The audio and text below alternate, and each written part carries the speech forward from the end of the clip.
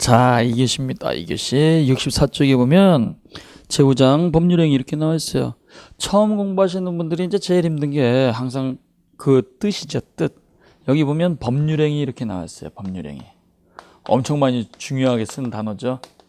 자, 이 법률행위라고 하는 게 있는데요. 법률행위가 뭐냐 이거죠, 법률행위. 법률행위 뭐죠?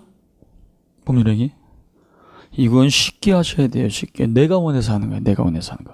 내가 원해서 하는 걸 갖다 우리는 전부 다 법률행위라고 합니다. 그래서 내가 원해서 하는 거죠.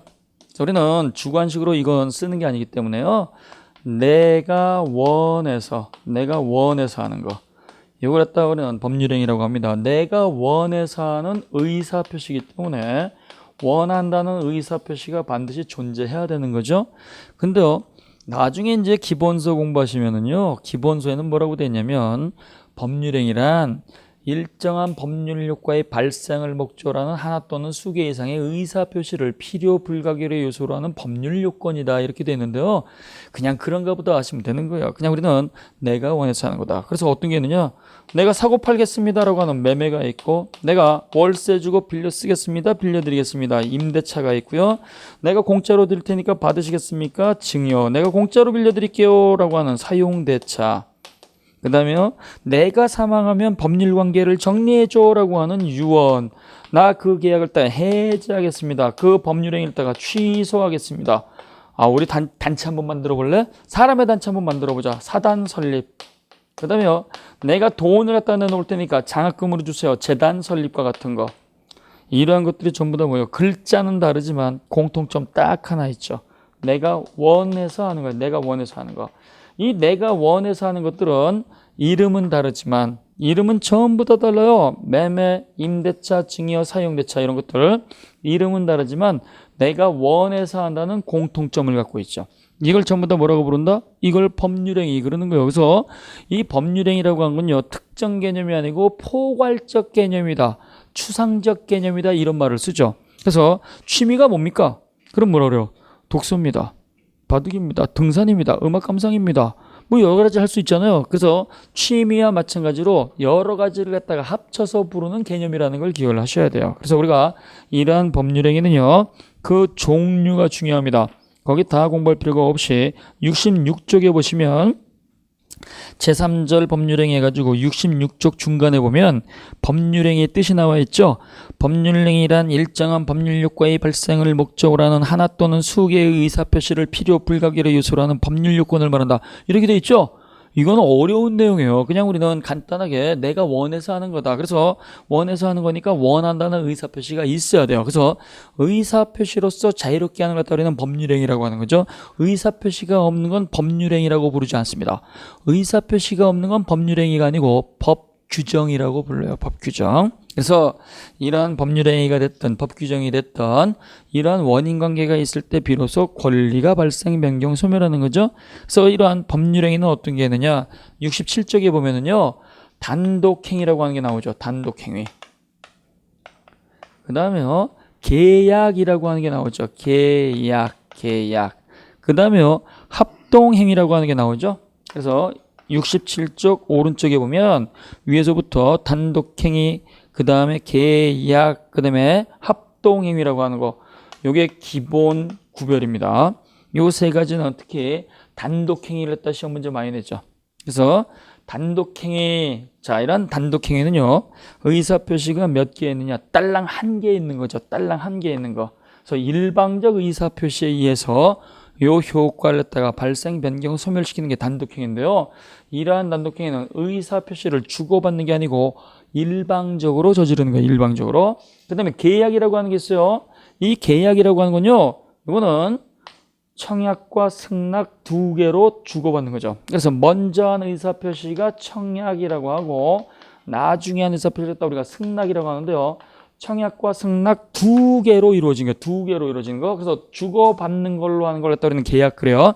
그 다음에 합동행위는요, 사단법인 설립행위예요. 사단법인 설립행위. 두 사람 이상이 의사표시를 몰아주는 거죠. 의사표시를 몰아주는 거. 그래서 이렇게 법률행위는 의사표시 원한 대로 저지르기 때문에 의사표시의 모습에 따라서 단독행위, 계약, 합동행위로 이루어지는 거예요. 그러면 이때 이 단독행위는요, 다시 둘로 나누는데요. 상대방 있는 단독행위가 있고 상대방 없는 단독행위가 있습니다. 금년에도 시험 문제 나왔잖아요.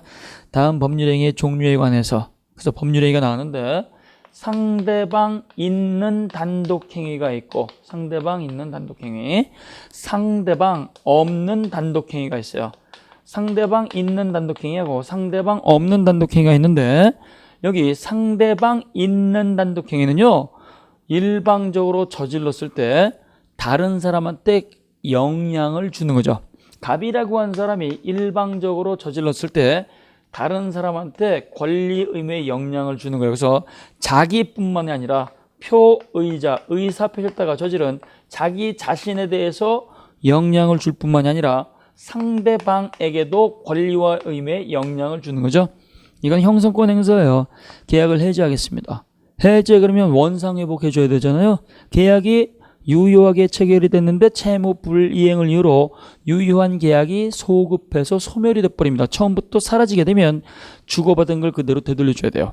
요걸 때는 원상회복 그래요. 그래서 해제권자가 해제하겠습니다 그러면 일방적으로 하는 것이고 승낙받을 필요 없잖아요. 해제가 되면 어떻게 돼요? 서로 받은 거 되돌려주니까 서로에게 영향을 주는 거죠. 그래서 각종 형성권 행사를 따르는 상대방 있는 단독행위 그러는 거예요. 그러면 상대방 없는 단독행위는 뭐냐?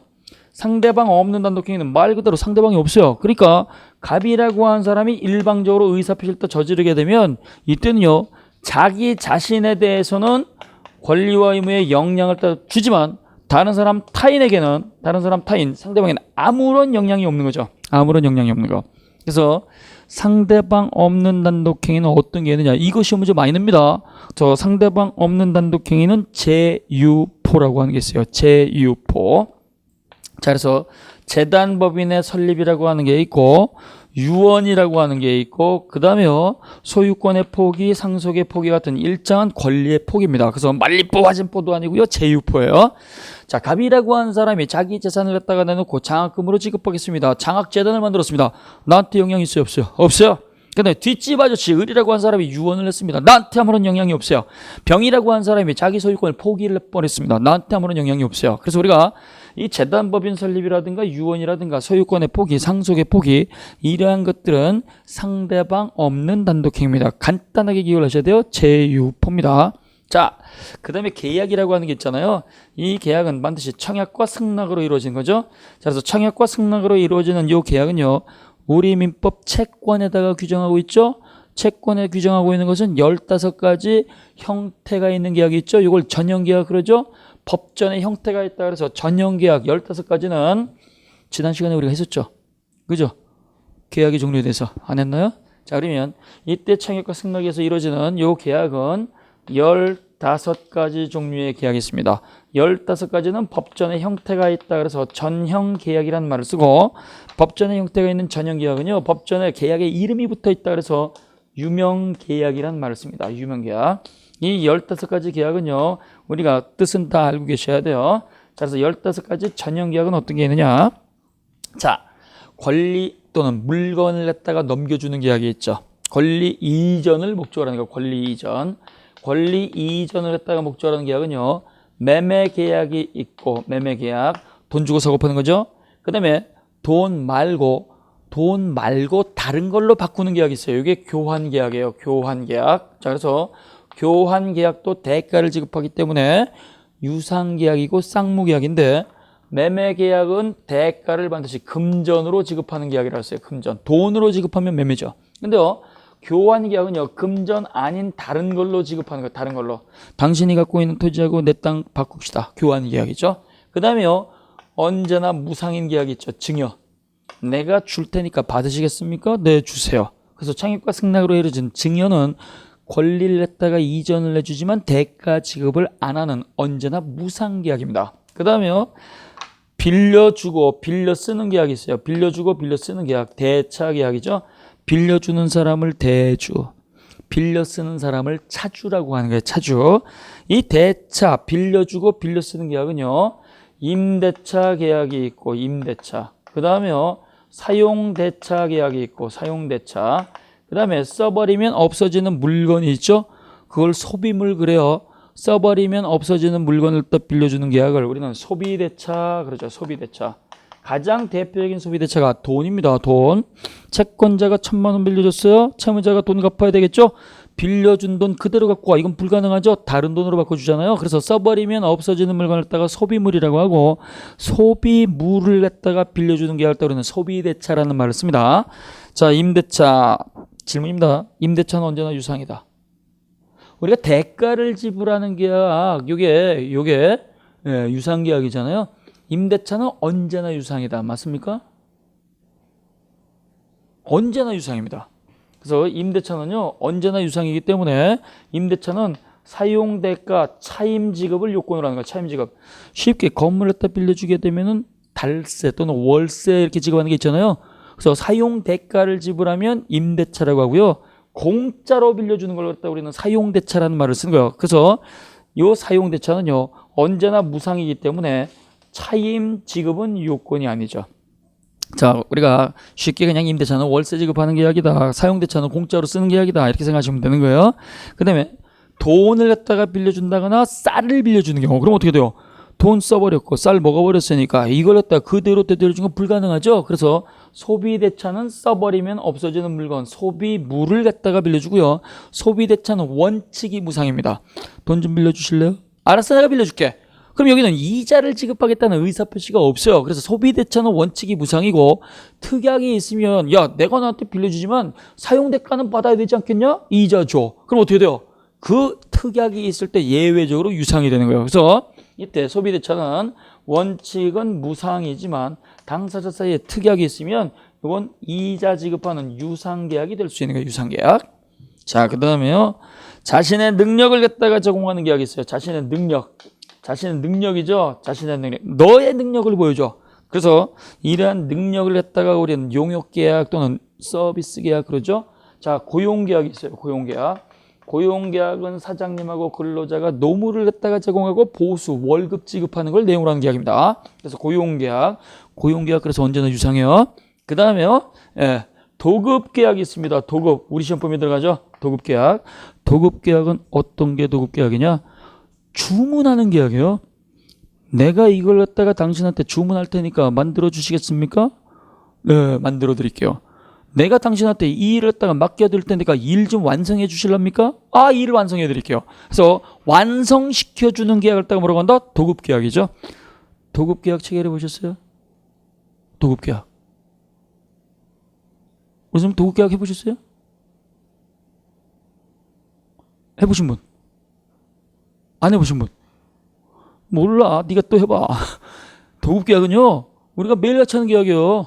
우리 선생님들이 만약에 음식점에 가셔가지고 음식을 때 주문하는 경우 있죠? 내가 합니까? 그 사람이 만들어줍니까? 상대방이 만들어주는 게 도급계약이에요. 음식물 도급계약. 그림 그려줘. 이것도 도급계약. 집 지어줘. 이것도 도급계약. 아파트 외벽 도색해줘. 아파트 옥상 방수해줘. 이게 전부 다 도급계약이에요. 그래서 이 도급계약은요, 완성시켜주는 계약이고, 주문한 사람을 갖다가 뭐라고 하냐? 도급인. 그 다음에 이걸 갖다 맡아가지고 완성시켜준 사람 있죠? 이걸 수급인 그러는 거예요. 수급인. 그래서 일의 완성을 갖다가 내용으로 하는 경우가 있고, 물건의 완성을 갖다가 내용으로 하는 경우가 있어요. 그래서 우리가 완성시켜주는 계약이 도급계약이다. 이거 시험 문제 아주 많이 나오죠? 금년에도 나왔고 작년에도 나왔고. 이 도급은 거의 100% 나온다고 보셔야 돼요. 왜? 주택관리사 소장님은요, 입주민이라고 하는 타인의 재산을 갖다 관리하기 때문에요, 그 건물이 문제가 생겼다. 그러면 공사해야 되잖아요. 그래서 도급계약이 그래서 많이 나온 거죠. 자, 그 다음에요, 위임계약이 있어요. 위임계약. 위임계약은요, 사무처리를 갖다가 부탁하는 거예요. 그래서 도급계약은 일의 완성을 갖다가 주문하는 것이고, 그 다음에요, 위임계약은요, 사무처리를 갖다가 부탁한다. 이걸 위탁이라는 말을 쓰죠. 그래서 사무처리를 갖다가 위탁하는 계약을 우리는 위임이라는 말을 씁니다. 갑이라고 하는 사람이 있어요. 갑이라고 하는 사람이 X라고 하는 사무를 갖다가 처리를 해야 돼요. 요 사무 처리를 딱 해야 되는데요, 갑이라고 하는 사람이 시간도 없고 능력도 안 되고 그 다음에 일의 전문가도 안 해요. 그러다 보니까 자기가 이 사무를 처리를 못해요. 못하니까 을이라고 하는 사람한테 이 사무 처리에 대해서는 당신이 전문가니까 처리 좀 해주실랍니까? 청약을 하고, 알았어요, 내가 처리해 드릴게. 승낙을 해서 사무 처리를 했다가 부탁하는 계약을 했다 우리는 위임이라는 말을 씁니다. 그러면 여기서 또 질문. 위임 계약이라고 하는 거는 지금 공부하신 것처럼 사무 처리를 했다가 부탁하는 계약이다 이렇게 생각하시면 되죠. 그러면 위임하고 대리는 같은 겁니까? 전혀 다른 겁니까? 민법 총칙은 그래도 공부하셨으니까 대리라고 하는 거 있잖아요. 대리는 대신해 주는 거잖아요. 위임하고 대리는 같은 거예요? 다른 거예요? 뭔지 모르겠다 또. 이게 그래서 민법은요. 개념 싸움이 제일 중요한 거예요. 그래서 위임 계약하고 대리는요. 완전히 다른 거예요. 자, 갑이라고 하는 사람이 있습니다. 갑이라고 하는 사람이 X라는 토지를 갖다가 비싼 거 하나 갖고 있는데요. 이걸 을이라고 하는 요 사람한테 부탁을 하는 거예요. 돈이 필요해가지고 이걸 팔아야 되는데 이걸 살 수 있는 사람이 돈 많은 사람을 갖다가 본인이 알아야 되는데요. 돈 많은 사람이 누구인지 알지 못하는 경우가 대부분이고 근데 부동산 거래에 있어가지고 이걸 갖다가 처리를 안 해보면 전문성이 없잖아요. 그러다 보니까 당신이 전문가니까 나 좀 대신해가지고 이거 좀 팔아주시겠습니까? 대리권 드릴게. 알았어요. 내가 그걸 때 열심히 팔게요. 그러면 내가 믿고 권한 줄게. 해가지고 이렇게 본인이 직접 뽑는 경우가 있죠. 본인이 직접 다른 사람한테 의사 결정할 수 있도록 권한 주는 거. 본인이 뽑은 걸 우리는 임의대리라고 합니까? 법정대리라고 합니까? 임의대리라고 하는 거. 임의대리. 그러면 여기 요 을이라고 하는 사람이 자기를 위해서 하는 겁니까? 타인을 대신하는 겁니까? 타인을 대신하는 거죠. 그럼 이때 요 갑의 이름으로 X라는 토지를 갖다가 병하고 팔겠습니다, 사겠습니다. 매매 계약을 딱 체결을 하게 되면 대리에 있어서 의사결정은 본인이 하는 겁니까? 대리인이 스스로 하는 겁니까? 자, 본인이 팔아줘. 알았어요, 내가 팔게. 그럼 내가 매매할 수 있는 대리권 줄게. 그러면 이때 을이라고 하는 사람이 의사를 결정하는 거예요? 본인이 결정하는 거예요? 대리인이죠? 뭐 우리 사람들 뭐 그렇게 긴장을 하세요. 여기서 틀려버리면 까짓거 틀리면 틀리는 거지. 뭐 이거는요. 내가 살아있다는 걸 갖다가 다시 한번 깨닫는 거예요. 땀 나면 살아있는 거예요. 땀이 안 나면 안 살아있는 거예요. 자, 그래서 대리에서 의사결정은요. 본인의 지시를 받는 게 아니고 대리인이 스스로 결정한다는 걸 항상 기억하셔야 돼요. 그래서 우리가 대리에서 의사결정은 누가 한다? 본인의 지시를 받는 게 아니에요. 대리인이 스스로 하는 거예요. 스스로. 상대방도 대리인이 스스로 결정을 하고 대금도 금액도 대리인이 원칙적으로 결정을 하는 거예요. 그러니까 대리에 있어서 의사결정 권한은 대리인이 갖는 것이지 본인이 갖는 게 아닙니다. 근데요, 위임은 달라요. 위임은 내가 당신한테 사무처리를 딱 부탁을 하는데 그 사무처리는 내가 지시한 대로 해줘. 그러면 그 부탁받은 사람은요, 의사결정 권한이 없을 수 있어요. 근데요, 이걸 갖다가 당신이 전문가니까 당신이 알아서 결정을 해. 이렇게 부탁하면 그때는 상대방 부탁받은 사람한테 대리권이 발생할 수도 있죠. 그래서 다르다는 얘기예요. 위임계약은요. 부탁하는 사람을 갖다가 위임인이라고 하고 부탁받은 사람을 갖다가 수임인이라고 하는데 부탁받은 수임인이 대리권을 가질 수도 있고 대리권을 안 가질 수도 있기 때문에 대리와는 다르다는 겁니다. 그래서 위임과 대리는 같다 다르다? 다르다. 비슷하지만 다르다는 거예요. 대리는 의사결정 권한을 대리인이 갖는데 위임 계약에 있어서 의사결정 권한은 당사자 특약에 의해서 달라질 수 있어요. 의사결정 권한을 갖다가 위임인이 가질 수도 있고 안 가질 수 있기 때문에 부탁받은 대리인이 언제나 의사를 결정할 수 있다는 점에서 위임과 대리는 전혀 다른 제도입니다. 독일은 똑같이 취급해요. 독일은. 근데 뭐 거기까지 가실 필요는 없고. 자, 그래서 지금 말씀을 드린 것처럼 이 위임 계약은요. 사무처를 따가 부탁하는 계약이다. 그러면 사무 좀 처리해 주시겠습니까? 처리해 드릴게요. 이 위임 계약, 사무 처리 계약은요. 유상일까요? 무상일까요? 원칙이 무상해요. 그래서 우리 선생님들이 위임 계약은 원칙이 무상입니다. 처리해 줘. 처리해 드릴게. 여기 돈 달라고 하는 거 없어요. 그래서 위임 계약은 원칙이 무상이고 특약이 있을 때 유상이 되는 거예요. 아까 소비대차하고 똑같은 겁니다. 그래서 소비대차하고 위임 계약은 원칙이 무상이고 특약이 있을 때 예외적으로 유상이 된다. 그러나 거래 관행상 의사표시가 없어도 유상 대가를 지급하는 거래 관행이 있을 때는요. 특약이 없어도 유상이 되는 거예요. 그게 변호사 선임 계약이에요. 그래서 변호사 선임 계약은요. 수임료를 갖다 이렇게 특약으로 안 넣어놔도 유상으로서 인정하는 게 판례의 태도입니다. 자, 그 다음에요. 임치라고 하는 게 있어요. 임치. 임치는 보관시키는 거예요. 보관시키는 거. 은행에다가 돈을 갖다가 보관한다. 예금하는 거죠. 예금 임치계약. 근데 동물병원장한테요. 반려동물을 갖다가 보관시키는 거. 이것도 임치계약이죠. 친구야, 내 물건 좀 맡아줘. 임치계약이죠. 창고 비어 있으니까 물건 보관하세요. 임치계약이죠. 그래서 보관시키는 계약이 임치계약이고요. 보관 맡은 사람, 창고업자, 동물병원장. 요걸 또 우리는 수취인 그러는 거예요. 수취인. 그 다음에요. 보관시킨 사람 있죠? 내 것 좀 보관해줘. 맡긴 사람은 임치인이라고 하는 거죠. 임치인. 그래서 보관시키는 계약이다. 그 다음에요. 여행계약이라고 하는 게 있어요. 여행계약. 이 여행계약은요. 뒤늦게 하나 추가된 계약이죠. 대한민국에 있는 분들 여행 잘 다니잖아요. 여행 잘 다니니까 어떻게 돼요? 분쟁이 많이 있겠죠. 그래서 이걸 갖다가 우리는 민법전에다가 새로 신설된 계약으로서 하나 넣어놨습니다. 여행계약. 그 다음에요. 현상광고계약이 있어요. 현상광고. 현상광고계약이 있는데요. 현상광고계약이 뭐냐? 현상금 거는 계약이에요. 현상금 거는 계약.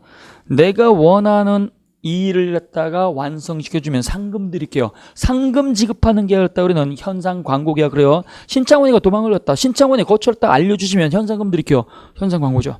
그 다음에요. 신춘문예 원고를 갖다 작성해서 제출해주게 되면 1등, 2등, 3등 등수 매겨가지고 상금 드릴게요. 디자인 공모전을 하겠습니다. 내가 잃어버린 반려동물을 갖다가 찾아다 주면 그때는 돈 드릴게요. 이렇게 현상금 거는 계약을 갖다가 우리는 현상광고 그래요. 현상광고는 현상금 지급하니까 유상이죠. 그러나 요건 편무계약입니다. 그래서 현상광고는 내만 가지고 성립하는 계약이 아니에요.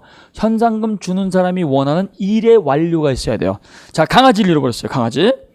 강아지를 갖다가 애지중지 키우다가 얘가 집을 갖다가 탈출해서 나가버렸는데요. 이 강아지 찍은 사진을 갖다가 전부 다 붙여놓고 이 강아지를 갖다가 찾아서 인도해주면 30만 원 드릴게요. 이렇게 청약을 했어요. 광고 붙이는 게 청약이잖아요. 그러면 이때 광고를 딱 붙이면 청약이 되면 알았어요. 내가 그 강아지를 찾아다 드릴게요. 네, 제가 할게요. 이것만 가지고 계약이 체결이 돼요, 안 돼요? 안 되는 거예요. 내만 가지고는 현상금 받을 수가 없어요. 그 강아지를 찾아다가 인도를 해줘야 되겠죠. 인도라고 하는 게 물건의 인도, 일의 완료죠. 이걸 우리는 요물계약 그러죠. 그래서 이 요물계약은요. 들어보신 분들은요. 요물계약은 요사스러운 계약이 아니고 그 청약자가 원하는 물건의 인도, 일의 완료가 있어야 돼요. 그래서 강아지 찾았어요. 찾아가지고 인도를 해버리면 승낙이 돼버렸죠. 승낙이 돼버리니까 인도한 사람은요. 더 이상 해줄 일이 없어요. 해줄 일이 없으니까 현상금 주겠다고 한 사람은 그쪽 편에서 돈만 주면 되죠. 그래서 한쪽 편만 의무를 부담한다 해서 편무계약이라는 말을 쓰니까 편무계약. 나중에 되면 한 번 가지고 듣는 게 아니니까요. 그렇구나. 뜻만 알아놓으시면 돼요. 자, 그 다음에요. 어떤 계약이 있냐. 기타 계약들이 있죠. 자, 여기 분류에 들어가지 않는 기타 계약은요. 화해계약이라고 하는 게 있고 화해계약. 그 다음에요. 조합계약이라고 하는 게 있고 조합계약. 그 다음에 종신정기금 계약이 있어요. 종신정기금 계약. 자, 화해라고 하는 건요. 쌈박질하는 게 아니고요. 분쟁 당사자가 합의각서 주고받으면서 분쟁 종료하는 계약이죠. 아유, 죽을 죄를 저질렀어요. 죽을 죄를 저질렀는 게 내가 경제적 손실하고 정신적 손실 피해를 전부 다 물어드릴 테니까 법원에 가서 소송 같은 거 하지 말아주세요. 내가 다 물어드릴게요. 제가 죽을 죄를 저질렀어. 그럼 당신이 물어준다고 한다면 내가 법원에 가서 소송, 민사상, 형사상 책임 묻지 않을게요. 해가지고 당사자가 합의각서 주고받으면서 분쟁 종료하는 계약 있죠. 이걸 화해계약이라고 하는 거예요. 화해계약. 그래서 화해계약도 유상이라는 걸 기억하셔야 돼요. 왜? 물어주는 거니까. 그 다음에 조합계약이 있습니다. 조합. 농수산업협동조합이라든가 노동조합이라든가 이런 것들은 법인입니다. 조합은 뭐냐? 우리는 민법에서 말하는 민법상 조합은요. 조합이란 두 글자가 나오는 것이고 요건 동업하는 계약입니다. 동업하는 거. 너 나하고 동업할래? 얼마 내려고? 5억씩 내자. 그러자 창의효과 승낙이죠. 그래서 두 사람 이상이 상호 출자를 해서 서로 동일한 사업을 갖다가 경영하기로 만드는 게 요게 조합계약이에요. 조합계약. 그래서 우리는 일상생활에서 동업이란 말을 쓰지만 동업을 갖다가 법에서는 조합이란 말을 쓴다. 조합. 그 다음에요. 종신정기금. 종신은 돌아가실 때까지죠. 정기적으로 돈을 지급하는 거예요. 청년기, 장년기 열심히 일해가지고 돈을 갖다가 벌었는데 이걸 청년기, 장년기 그 힘들게 번 돈을 갖다가 흥청망청 써버리게 되면 노년이 불쌍해지잖아요. 그러니까 열심히 번 돈을 갖다가 기업체에 맡기거나 국가에다 맡겨놓으면 원금에다가 이자 붙여가지고 되돌려 드릴게요 라고 하는 제도가 있으니까 그런 제도가 있어서 좋네 해가지고 이걸 또 그냥 갖고 온 거죠. 무엇하고 비슷하죠? 연금이죠. 그래서 국민연금법이라고 하는 특별법이 있기 때문에 민법상 종신정기금은요 개념만 알고 계시면 되는 거예요. 민법이 개정이 되면요 이런 거 없어져야 되는 거예요. 없어져야 되는 거. 요즘 연금 말 많죠. 예, 연금 함부로 손댔다가는요, 예, 그건 큰일 나는 겁니다. 예전에 소련이 분리되기 전에 동구권 동유럽 그러면 루마니아라고 하는 나라가 있었죠. 거기 공산주의였어요. 차우세스쿠라고 하는 독재자가 있었어요. 걔 맞아 죽었죠. 왜? 연금 손대가지고 연금을 갖다가 펑크내가지고 예, 국민들한테 끌려다니면서 질질 끌려다니가 맞아 죽었어요. 그래서 우리 선생님들이 이 연금이라고 하는 건요, 예, 국가가 함부로 손댈 수 있는 게 아니라고 하는 거죠. 뭐 그렇다는 얘기입니다. 뭐 제가 뭐 그거 가지고 뭐 정책에 대해서 얘기하는 게 아니고 종신정기금은 연금과 관련된 것이다. 그래서 지금 보시는 것처럼 이러한 전형적인 계약은요, 이게 시험 문제 다 나와요. 왜? 기한회의기에 있어서. 나중에 조건과 기한에서 이거 전부 다 나오기 때문에 이 계약의 뜻은 정확하게 알고 계셔야 돼요. 매매, 교환, 증여, 임대차, 사용대차, 소비대차, 고용, 도급, 위임, 임치, 현상 광고, 여행계약, 화해, 조합, 종신정기금 이렇게 15가지 계약의 뜻은 다 알고 계셔야 돼요. 그래서 우리 선생님들이 요 계약들이 있다. 요게 전형계약이죠. 이거 말고가 비전형계약이에요. 비전형계약은 민법전에 이름이 없죠. 민법전에 이름이 없으니까 무명계약이라는 말을 쓰니까 무명계약. 출판계약, 인쇄계약, 광고계약 이런 것들은 여기 들어가 안 들어가요? 안 들어가죠. 그 다음에 리스계약 같은 거 이런 거 안 들어가잖아요. 그래서 법전에 없는 여러 가지 형태의 계약다가 비전형계약, 무명계약 그러는 거예요. 그 다음에요, 합동행위는 뭐냐? 두 사람 이상의 단체 만드는 거예요. 두 사람 이상의. 갑이라고 하는 사람이 있습니다. 갑이라고 하는 사람이 주변 사람들한테 얘기를 해요. 모여봐봐라. 모여봐봐. 해가지고 많은 사람들이 이렇게 모였습니다. 모였더니 이 사람들이 뭐라고 하느냐? 야, 왜 모이라 그랬어?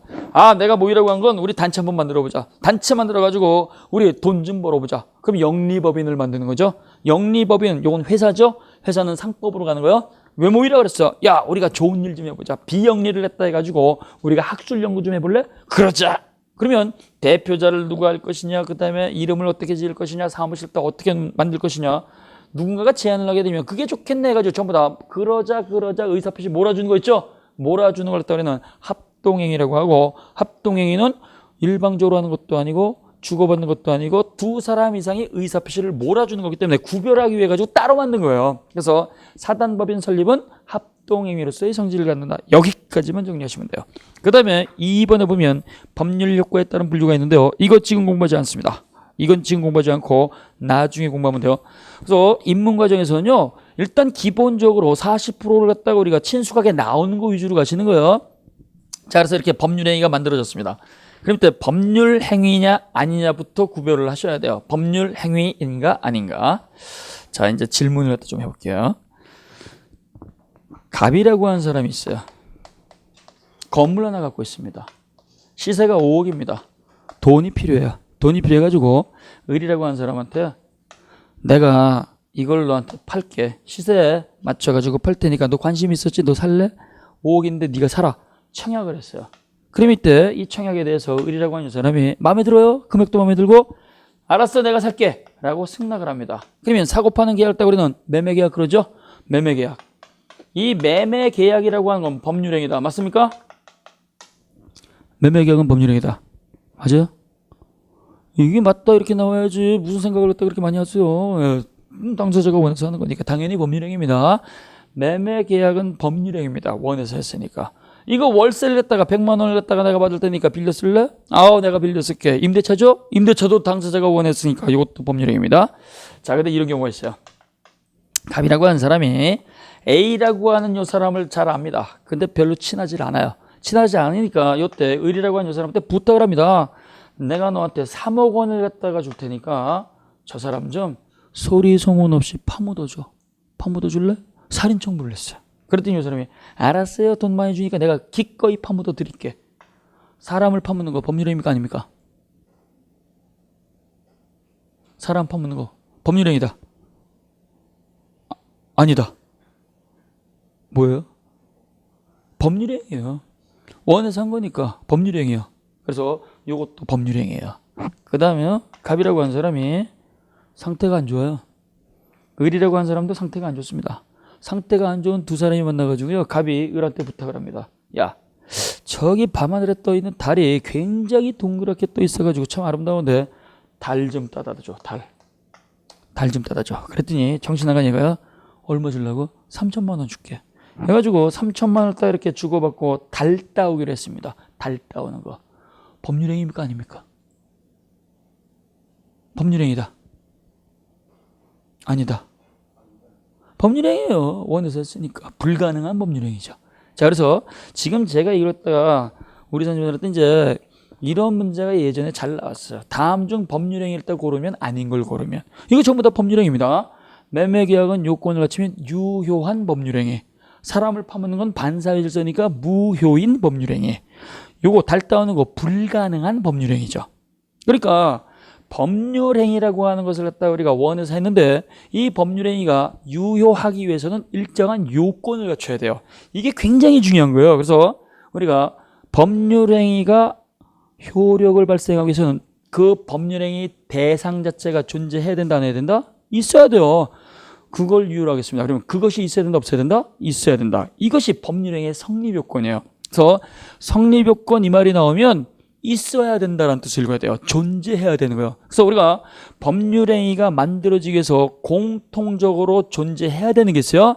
자, 그래서 법률행위가 만들어지기 위해서 공통적으로 존재하는 걸 갖다 우리는 법률행위의 일반적 성립요건 그래요. 일반적 성립요건. 이것도 시험 문제 나오는 거죠. 그래서 지금 보신 것처럼 법률행위 자체가 일단 존재해야 돼요.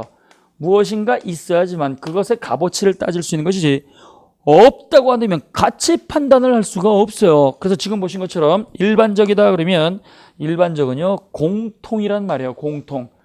모든 법률행위에 공통적으로 있어야 될 게 있죠. 있어야 하는 거. 자, 그럼 여기 보면 다 나와 있어요. 갑과 을, 갑과 을, 갑과 을이죠. 뭐요? 당사자.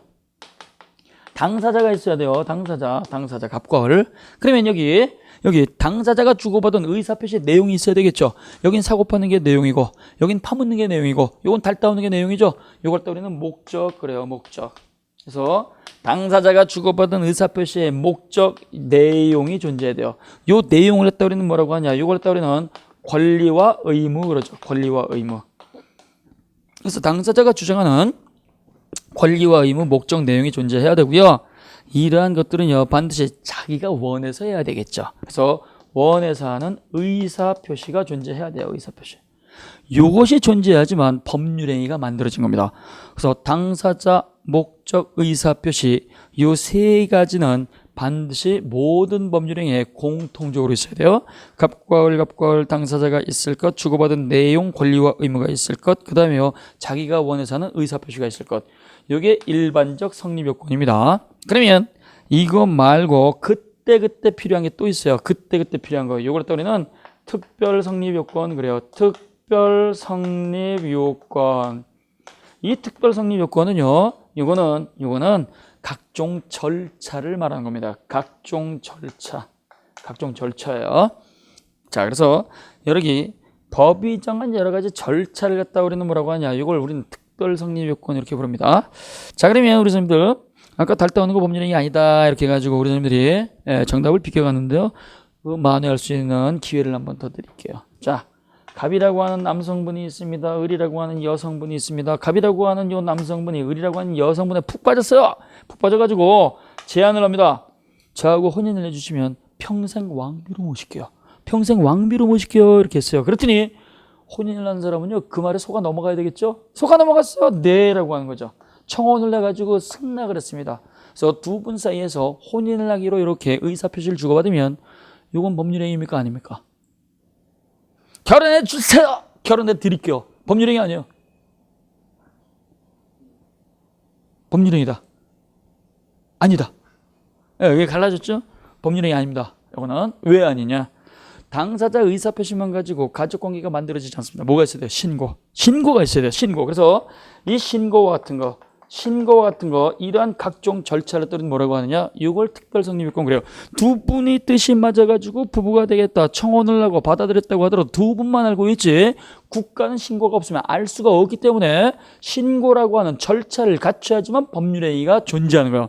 신고가 돼서 혼인신고가 됐을 때 그때 비로소 유효한 혼인인지 아니면 취소 사유가 있는지 무효 사유가 있는지 그때 따지는 것이기 때문에 혼인이라고 하는 것은 의사표시 말고 반드시 신고라고 하는 절차가 있어야 되겠죠. 입양도 마찬가지예요. 그래서 가족법상의 신고라든가 물권 변동에 있어서 이 등기와 같은 여러 가지 절차를 했다 우리는 특별 성립 요건 이렇게 불러준 겁니다. 그러면 드디어 만들어졌어요. 매매 계약이 만들어졌고 그다음에 사람을 딱 파묻는 계약이 만들어졌고 그다음에 달 따오는 게 만들어졌습니다. 그러면 2단계로서 각각 값어치를 따져야 돼요. 그래서 효력을 발생시키기 위한 효력 요건을 갖춰야 됩니다. 효력 요건. 법률행위가 유효하기 위해서는 반드시 효력을 발생하는 요건을 갖춰야 되고 이걸 또 다른 말로 유효 요건이라는 말을 쓰죠. 그래서 이때 모든 법률행위에 공통적으로 존재하는 요 요건을 따라 일반적 효력 요건 또는 유효 요건. 그래서 일반적 공통적으로 효력을 냈다가 확정짓기 위해서는 어떠한 요건을 갖춰야 되느냐? 갑과을 당사자가 있다고 그 당사자는 뭘 갖고 있어야 되느냐? 능력을 갖고 있어야 돼요. 능력. 이때의 능력은요, 우리가 지난 시간에 권리 능력, 그 다음에 의사 능력, 그 다음에 행위 능력, 이거 개념 공부하셨죠? 권리 능력은 살아있는 것 그 자체고, 의사 능력은 법률행위 원에서 저질러놓고 판단할 수 있는 제정신, 정신 능력이고, 행위 능력은요, 혼자서 잘할 수 있는 능력이죠. 그래서 당사자가 저질렀을 때 살아있는 자가 저질렀느냐? 권리 능력. 그 다음에요, 자기가 저지르는 거 판단할 수 있는 제정신을 갖고 있느냐? 의사 능력. 혼자서 할 수 있는 자격이 있느냐? 행위 능력. 이것이 바로 당사자에서 필요한 겁니다. 살아있어? 제정신이었어? 혼자서 할 수 있는 자가 저질렀어? 그럼 통과. 그래서 당사자는요, 권리 능력, 의사 능력, 행위 능력을 가지고 있어야 돼요. 권리 능력은 살아있는 것이고 의사 능력은 제정신이고 행위 능력은 혼자서 할 수 있는 거죠.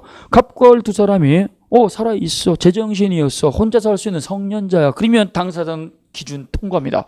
그러면 두 번째로 넘어가죠. 당사자가 주고받은 의사표시의 내용, 권리와 의무입니다. 이 권리와 의무는요, 이행하기 전까지 그 권리와 의무를 확정지을 수 있는 기준이 있어야 되고 계약 체결 이전서부터 실현 가능해야 되고 그 다음에 법이 하지마 그랬을 때 그 법을 위반하지 않아서 법 위반이 없어야 되겠죠. 그래서 법을 적법하게 지켰느냐, 법을 적법하게 지킨 적법성이 있어야 되고 그 다음에 도덕적 가치 위반하지 않아서 반사회 질서 행위가 아닐 것, 사회적 타당성을 가지고 있어야 되겠죠.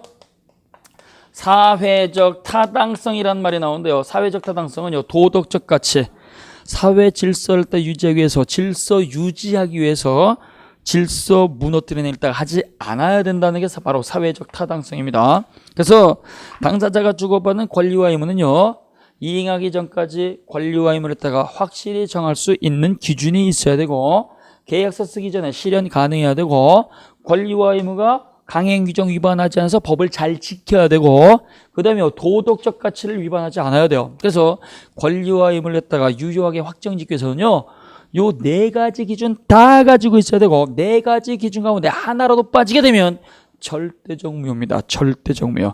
절대적 무효는요, 모든 자한테 주장할 수 있는 무효가 절대적 무효. 상대방에게만 무효를 주장하고 다른 선의 제3자 모르는 자한테는 무효를 주장하지 못하는 게 상대적 무효죠. 그래서 권리와 의무가 유효하기 위해서는요, 목적의 확정성, 목적의 실현 가능성, 목적의 적법성, 사회적 타당성 다 가지고 있어야 되고 이걸 우리는 확가적사라고 기억을 합니다. 확가적사. 그래서 확가적사라고 하는 네 가지 기준은 다 가지고 있어야 돼요. 발음 잘해야 돼요. 확가적사를 갖다가 잘못하게 되면 확가적서로 들립니다. 그래서 확가적사를 다 가지고 있어야 되고 하나라도 빠지게 되면 절대적 무효가 된다. 그 다음에요, 요 확정 지을 수 있는 기준이 있고 실현 가능했고 법을 위반한 모습이었고 도덕적 가치도 다 잘 지켰다. 그러면 그 다음에 이제 세 번째로 넘어갑니다. 의사표시죠. 자, 의사표시라고 하는 게 있는데요, 이 의사표시라고 하는 것은 의사하고 표시 두 가지로 이루어진 거죠. 의사는 마음속에 결정된 것, 감추어진 것이고 표시는 드러나서 눈에 보이는 거죠. 내가 팔아야 되겠다. 마음속에 결정하면요, 결정이 된 것은 신이 아니다면 다른 사람이 알 수가 없어요. 드러내야 되는 거예요. 그래서 의사표시는 마음속에 결정된 것하고 상대방한테 전달돼가지고 드러난 것, 의사표시 두 개로 이루어진 겁니다. 그래서 마음속에 결정된 의사하고 그 다음에 상대방한테 전달돼서 표시가 된 거, 이것이 일치가 돼야 되겠죠. 일치가 되고 그 다음에 의사결정 과정에 하자가 없어야 돼요. 의사결정은 내가 방해받지 않고 자유롭게 결정하는 게 원칙이죠. 우리 선생님들이 내가 물건을 팔겠다. 내가 물건 갖다가 빌려 써야 되겠다. 내가 물건 갖다가 빌려줘야 되겠다. 이렇게 결정하는 건요, 내가 스스로 자유롭게 결정하는 게 원칙이지, 다른 사람한테 속아 넘어갔거나 다른 사람한테 강제로 협박당해서 결정하는 건 요거는 문제가 달라진다는 얘기입니다. 그래서 의사 표시는 내가 결정한 것하고 상대방한테 전달해서 표시가 된 것이 일치가 돼야 돼요. 그리고 결정하는 과정에 방해가 없어야 돼요. 사기당하지 않아야 되고 협박당하지 않아서 의사결정 과정에 사기 강박과 같은 하자가 없을 것. 이렇게 해야지만 의사결정 의사표시가 유효가 되는 거죠. 그래서 당사자가 살아있고 제정신이고 혼자서 할 수 있는 자로서 확과 적사를 갖추고 있고 의사결정 과정에 하자가 없다고 한다면 그 법률행위는 유효가 확정되는 거예요. 그래서 매매계약에 있어서 유효가 확정이 되면 그건 유효한 법률행위가 되겠죠. 그러나 사람을 돈 받고 파묻어 주는 거, 그거는 도덕적 가치를 또 위반했으니까 사회적 타당성이 없는 거죠. 그래서 무효인 법률행위. 하늘에 떠있는 달을 갖다 따오는 거는 실현이 불가능하죠. 그래서 불가능한 법률행위가 되는 거예요. 그래서 법률행위는 유효인 법률행위도 있고 무효인 법률행위도 있고 행위의 능력이 없으면 취소할 수 있는 법률행위도 존재하는 거죠. 그래서 요 능력이 있고 확가적사가 있고 일치하고 하자가 없을 것, 이걸 따르는 일반적 효력 요건 그래요. 이거 말고 그때마다 또 필요한 게 있죠. 그때마다 필요한 걸 따르는 특별 효력 요건 그래요. 특별 효력 요건 또는 특별 유효 요건 그러는데요. 유언은 유언한 사람이 심장 정지가 있어야 되겠죠. 유언자가요, 내가 사망하면 법률 관계를 이렇게 정리해 주세요라고 했으니까 유언은 언제 효력이 발생하느냐? 조건이 붙어 있지 않으면 유언자 심장 정지가 됐을 때 효력이 발생이 되는 거예요. 대리권이 있어야지만 대리행위가 유효가 되겠죠. 조건이 붙어있는 법률행위는요, 조건이 성취가 돼야 되겠죠. 주택관리사 시험에 합격하면 자동차 하나 선물해 드리겠습니다. 그러면 자동차 증여계약이 효력을 발생하기 위해서는 합격이라고 하는 그 사실이 완성이 돼야 돼요. 내년도 추석이 되면 자동차 하나 선물해 드리겠습니다. 추석이 돼야 되겠죠. 그래서 이러한 것들은요, 조건이 완성이 되거나 기한이 도래하거나 그 다음에 유언의 효력이 발생하기 위해서 유언자 사망이 있거나 대리권이 존재하는 거, 요걸 따르는 뭐라고 한다? 특별 효력 요건, 이렇게 불러줘요. 그래서 이러한 것들은 시험 문제 많이 나오기 때문에 요 개념만큼은 정확하게 기억을 하셔야 됩니다. 그래서 여기는 성립 요건하고 효력 요건까지만 우리가 살펴봅니다. 나머지 확정성이라든가 그 다음에 목적의 가능성이라든가 적법성이라든가 사회적 타당성은요, 이건 하루 종일 내야 되는 부분이에요. 이거는 지금 보지 않습니다. 그 다음에 쭉 넘어가시면은요, 75쪽에 이러한 의사표시가 존재하게 되면 정상적인 의사표시가 있고 비정상적인 의사표시가 있어요. 정상적인 의사표시하고 비정상적인 의사표시가 있는데 민법은 비정상적인 의사표시를 규율하고 있습니다. 그것이 75쪽에 나와 있어요. 우리는 정상인이 많습니까? 아니면 주변에 비정상 또라이가 많습니까? 정상인이 많은 거예요. 정상인은요, 침묵하고 있어요. 그러니까 거의 대다수는 90% 이상이 정상인이죠. 그러나 그 사회를 갖다가 무너뜨리기 위해서 이상한 행동을 하는 사람들은 눈에 잘 보이죠. 잘 보이니까 아, 사회가 왜 이렇게 돌아갈까?